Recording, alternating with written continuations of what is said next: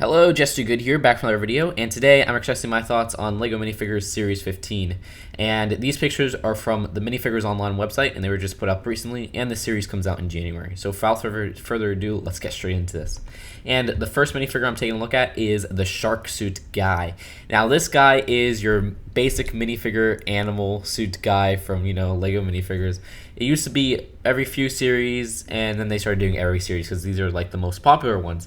And Shark Suit Guy is, I actually really like Shark Suit Guy. He's definitely higher on the list because I like the blue colors they use, and I like his fin pieces. And then his whole head attachment is really neat as well. He also has two faces, which both are usable. He has a scared face and then a happy face. There's not much else to say with him because, what you see is what you get, and I can't find other use than him just being the Shark Suit Guy. But I can see this being popular with a lot of people, and it already is. What's kind of funny is the description mentions sharks on the left, which this minifigure definitely draws inspirations from that infamous left shark epic meme from the Super Bowl. I think it was like a few years ago. I think 2014 Super Bowl. So yeah. Next up is the Clumsy Guy, and this guy, if I had to pick a favorite, I think this guy's my favorite. But honestly, I like all these. So the Clumsy Guy is a very usable one because he has crutch pieces. That is something I've been wanting forever. I'm glad they finally made a mold for it. But he also has a bandage wrap mold, which looks entirely new, and that looks great. So that's very usable. His face is usable for a bruised minifigure. His torso's pretty funny. It's a basic, t-shirt with a little banana on it. I like getting graphic t-shirts in Lego form. I think that's really usable. And one last thing, they almost ruined the minifigure. I like how they use dual molded legs on one of the legs for a cast, but what the heck, Lego? Why did you have to write names on there? Really? I mean, people are going to say, oh, well, you could just take some Brazo and wipe off the... I don't want to have to damage minifigures to make them generic and usable for other stuff. So now they have these little names on it, and let's see what they say. There's one that says Mikey Boy and Oopsie. So there it goes if you want to use this as like a medical thing in a serious situation. Now they have to use the cast that says Mikey Boy and smiley face Oopsie. Which, why is a smiley face round when minifigure heads aren't round like that? I don't know. That ticks me off, you know that. That really ticks me off. Alright. Next up is Animal Control. Now this is a minifigure everybody's ranking on, but I like her because two things, alright. The skunk and the net. That's it. The rest of her is meh. I like how she has kind of olive. It looks like an olive colored dual molded sleeves or arms. That's really neat. And her print, she has print on the side of her legs if you look closely. They're like little stripes. But the best part is the net and the skunk. Yeah, that hairpiece is so overused. I even made a song about how overused it was. I think like in 2013 or 2014, and since then they've used it even more. But yeah, the skunk and the net are great, and I really love how those molds are. They're really usable, and yeah, that's the incentive of this. The actual girl herself is really not interesting whatsoever. I like the face because the lipstick is a little bit, it's not so noticeable. But I wish they would have just made a female face without lipstick. I mean, gosh darn it, you keep making these generic female faces with lipstick. Just don't put lipstick and it'll make it more, I'll have more of an incentive to get it. Alright, next up is a janitor, and he looks like the janitor from the Futurama. And this guy's really cool because, well, I like how he looks. He has a really kind of cool teal, I think it's a sand blue actually. That's a sand blue color, and I believe the hat is new in that color. And he has kind of the face, like I said, looks like the janitor from Futurama. And then the best part is the mop, because that mop mold is new, the top of the mop, so that's really cool. It's actually, there's a hole on the top, so you could put it like that, how it's shown right here, or you could put it so that he's actually mopping it and put it on the opposite side. So it works out as for different uses. Alright, next up is a Flying Warrior. This guy is, a lot of people like him. I like him. I gotta see, I mean, he's pretty cool. The thing that I wish it was, an actual, spray painted gold, but it's just pearl gold, which kind of makes me sad. I know they could do spray painted gold or whatever in the LEGO Minifigures lineup, because they did that with that Series 5 Gladiator, which is I think he's he's slowly becoming one of my favorites of the minifigure line in terms of historical minifigures because I really like how it looked with that. But this guy right here, Flying Warrior, he looks good. I just wish it was like a spray painted gold or whatever. I mean, I can understand it on his torso and stuff, but yeah. But still, he's not a bad minifigure. I like the new molds and everything that they give him, and he looks really cool, even if it's pearl gold. Next up's Ballerina. This girl is underrated, but I'm really liking her. She's probably my top 5, honestly, when I come to think of it, because I like her legs.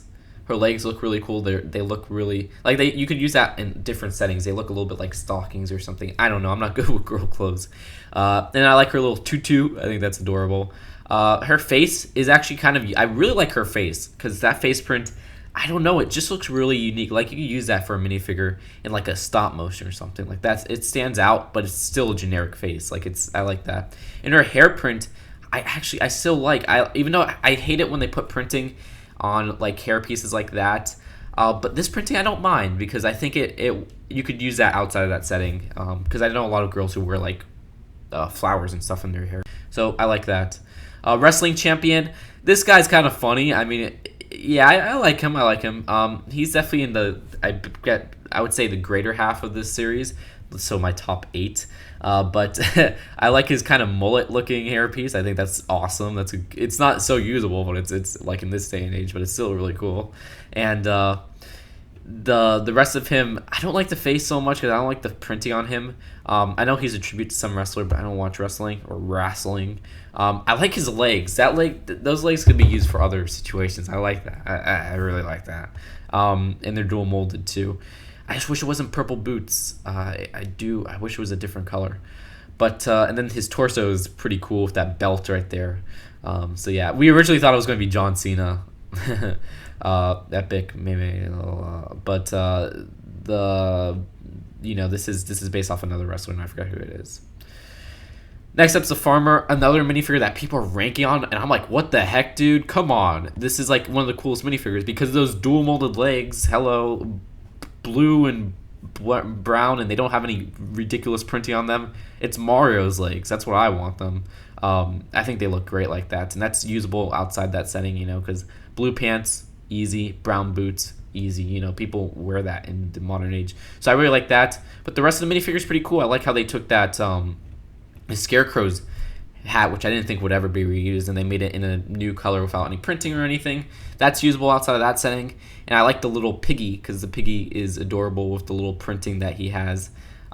So yeah, I just wish, the one gripe is I wish it was a darker color blue, like a dark blue, but I could take the light blue. I think that's all right.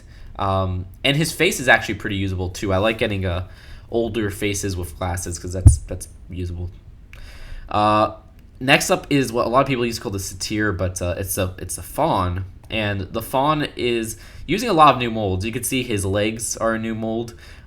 Those look kind of cool, and his headpiece or his hairpiece is a new mold, which is a really cool kind of rubbery mold. I saw it in White Fang's review, but I think there's a hole on top of it, which is a little bit weird. I don't know why they put a hole on top of it, but other than that, I really like how it came out. Actually, I just checked. I don't know what I'm saying. There is no hole in there. I also like how he has a little flute. That flute is usable outside that setting, definitely. Could be used for like a recorder or whatever. And then his face is actually usable outside of the Faun setting. That's a really cool face. Just a bearded, you could use as like a bearded young adult or whatever. So that's overall, I really like this guy. Even for a historical figure, which you guys know, I'm not a sucker for historical figures. I respect them. It's kind of like Technic or Bionicle. I respect it, but I personally don't, I'm not interested in it. So, but he's definitely a historical figure I want. Next up is the Frightening Knight. This guy's cool because he has a new mace piece, I like that. That's actually my favorite part of it. But his printing on his torso and legs looks really serious. I like that. It looks really detailed and serious. And they even use some dual molding there. The bear kind of symbol, I guess that's kind of cool. Maybe that has some lore to it. I don't know. He's all right. He's pretty cool, even for a historical figure. And then the next up is the Jewel Thief. Now, Jewel Thief is slowly becoming my least favorite of this whole series, and that is because her hairpiece is using a Ninjago figure, and the Ninjago figure comes in some free promotional pack, and she comes in the set. But then again, I mean, the promotional pack is such a narrow thing, so I don't know, but I wish they could have went really interesting with this minifigure, and I don't know, it just doesn't seem like they could have made a new molding, but there's absolutely no new moldings. They could have made a new gem color. There's no new gem color. So yeah, I mean, she looks like the Ninjago figure, though. I still think that they're the same person, but that was explained in that Ninjago Thoughts video. So if you want to hear that about that, check out that video. Her torso and legs are cool and everything. It's just, I don't know. It's such a specific minifigure. I just wish they would have done something new with this, because it's just old pieces and stuff. So yeah, and then Kendo Fighter. Kendo Fighter. This guy, I was really not expecting to like, but I love the colors on him. I think the colors are awesome. So I really want this guy now, because he has those katana pieces in this kind of wooden color, which we've never gotten before. So that's really usable. And then he has this awesome, the Kendo kind of headpiece or hat piece or whatever you want to call it, helmet piece. That's it, which I never got, unfortunately, which was used in Ninjago in 2012. He has that in a new color, which looks great in my opinion. It has all these different colors on it, and I just like the color scheme of him overall. Laser Mech. This is another guy a lot of people don't actually like. I like him a lot. I think this is like, honestly, so far I think he's my favorite LEGO minifigures robot from the minifigures line. Even though he's just a recolor of, say, the Series 9 guy or the Series 11 guy, he has these cool colors on him, and I like that, okay? And I like his laser sword, even though I don't know if that's that Ninjago sword piece from the 2013 line being recolored, or if it's just a new piece overall. I just love those blue colors. It's the same with the Kendo guy. It's kind of an old trope they've covered a lot, but I like the colors on them, and they use a nice blue to them, but two different blues. So yeah. Next up is the Queen. You gotta love the Queen. I mean, she has a new dress mold. Basically, she's like almost as good as the King.